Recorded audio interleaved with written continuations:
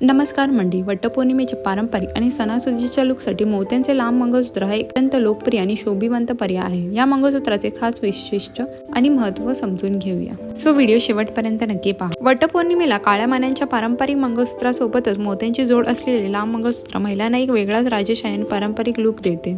या मंगळसूत्राच्या मध्यभागी असलेल्या पेंडेंटमध्ये सोन्याच्या वाट्यांसोबत किंवा केवळ नाजूक मोत्यांच्या वाट्या तयार केल्या जातात. त्या दिसायला अत्यंत सुबक वाटतात. पेंडेंटच्या आजूबाजूला लहान लहान अस्सल मोत्यांची नक्षीदार सजावट किंवा मोत्यांचे वेल विणलेले असतात, ज्यामुळे पेंडेंटचा उठाव अधिक वाढतो.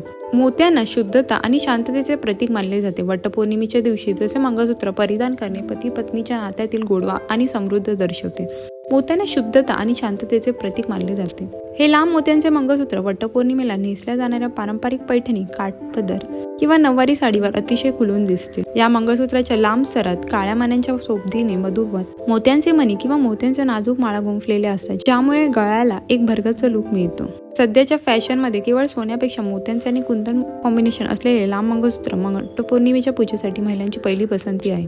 हे मोत्याचे मंगळसूत्र केवळ वटपौर्णिमेलाच नाही तर त्यानंतर येणाऱ्या दिवाळी किंवा घरातील कोणत्या पारंपरिक कौटुंबिक सोहळ्यात जड दागिन्यांच्या उत्तम पर्याय म्हणून सहज वापरता येईल.